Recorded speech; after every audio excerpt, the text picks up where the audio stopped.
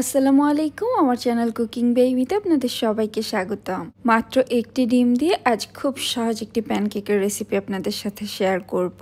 এগুলো তৈরি করতেও খুব বেশি সময় লাগে না, আর ঘরে থাকা খুবই অল্প কিছু উপকরণ দিয়ে তৈরি করে নেওয়া যায়, তবে খেতে খুবই মজার হয়। প্যানকেক এমন একটা খাবার যেটা ব্রেকফাস্টের জন্য এবং বাচ্চাদের টিফিনের জন্য একদম পারফেক্ট। বা চাইলে কিন্তু যে কোনো সময় হালকা ক্ষুধা লাগলেও আপনারা এগুলো তৈরি করে নিতে পারেন। ছোট থেকে বড় সবার খুবই পছন্দ হবে। আর যাদের বাসায় বাচ্চা আছে সেসব বাসায় তো বাচ্চারা খুবই পছন্দ করে এগুলো খেতে। আমি আশা করছি রেসিপিটি আপনাদের ভালো লাগবে। খুবই সহজভাবে দেখানোর চেষ্টা করেছি। প্রথমে এখানে একটা বড় বলে আমি একটা ডিম ভেঙে নিয়েছি। চেষ্টা করবেন রুম টেম্পারেচারে থাকা ডিম নেওয়ার জন্য। আর এর সাথে দিয়ে দিচ্ছি 1/3 কাপের মতো চিনি। মিষ্টি পরিমাণটা চাইলে কিছুটা কমিয়ে বাড়িয়ে এখানে ইউজ করতে পারবে। খুব সামান্য একটু দিয়ে দিয়েছি লবণ। এখন এটাকে হ্যান্ড উইস্কের সাহায্যে খুব ভালোভাবে বিট করে নিচ্ছে। আপনারা চাইলে কাঁটা চামচের সাহায্যেও করতে পারেন, তবে খেয়াল রাখতে হবে যেন চিনিটা পুরোপুরি গলে যায়।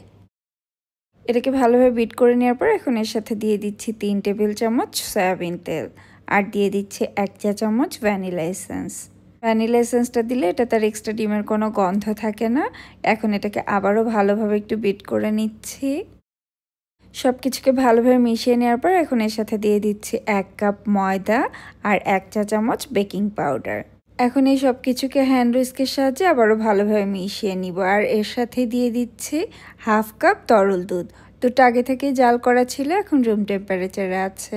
এখন এই সব কিছুকে আবারও হ্যান্ড উইস্কের সাহায্যে খুব ভালোভাবে মিশিয়ে নিচ্ছি, তবে খেয়াল রাখতে হবে ব্যাটারের যেন কোনো লাম্পস না থাকে। এই তো প্যানকেকের ব্যাটারটা তৈরি হয়ে গিয়েছে, দেখে নিশ্চয়ই বুঝতে পারছেন একদমই স্মুথ হয়েছে। এখন প্যানকেকগুলো তৈরি করে নেওয়ার পালা। আর প্যানকেকগুলো যেন সবগুলো একই সাইজের হয় সেজন্য এখানে আমি একটা ডাব্বু নিয়ে নিয়েছি। তারপরে চুলায় একটা প্যান বসিয়ে মিডিয়াম গরম করে নিয়েছি। খুব বেশি গরম প্যানে দেওয়া যাবে না। আর টিস্যুর সাথে খুব সামান্য একটু তেল লাগিয়ে ব্রাশ করে নিয়েছি।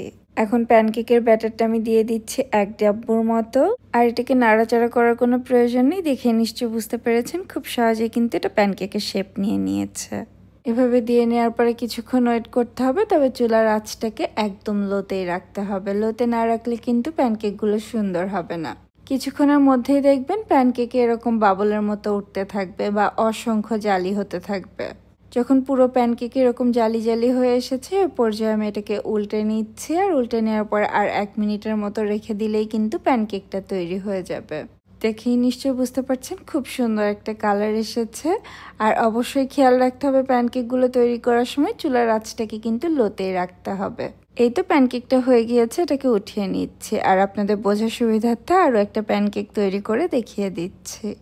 প্রত্যেকটা প্যানকেক তৈরি করার আগে হালকা করে টিস্যু দিয়ে একটু তেল ব্রাশ করে নেবেন। আর প্যানকেকগুলো তৈরি করার সময় চুলার আঁচটাকে কমাতে বাড়াতে যাবেন না, একদম লোতে রেখে সবগুলো প্যানকেক তৈরি করে নেবেন। তাহলে সবগুলোতে খুব সুন্দর কালার আসবে। একটা ডিম দিয়ে বেশ অনেকগুলো প্যানকেক তৈরি হয়ে গিয়েছে, তবে আপনারা চাইলে কিন্তু এখানে 2টা ডিমও ইউজ করতে পারেন, তাহলে প্যানকেকগুলো আরও বেশি সফট হবে। আমি সবগুলো তৈরি করে নিয়েছি। কিছুটা বাটার আর মধু দিয়ে এটাকে সার্ভ করছি। এই প্যানকেকগুলো খেতে যেমন খুবই মজার আর অনেক বেশি সফট হয়। আমি একটা ভেঙে আপনাদের দেখিয়ে দিচ্ছি। এভাবে রেসিপিটি ট্রাই করতে পারেন, আশা করছি আপনাদের অনেক বেশি ভালো লাগবে। আর আমার আজকের রেসিপিটি যদি কোথাও আপনাদের একটুখানিও ভালো লেগে থাকে, আমার চ্যানেলটি সাবস্ক্রাইব করে লাইক কমেন্ট করতে ভুলবেন না। আজকের মতো এখানেই বিদায় নিচ্ছি। সবাই অনেক বেশি ভালো থাকবেন আর আমাদের জন্য দোয়া করবেন। আল্লাহ হাফেজ।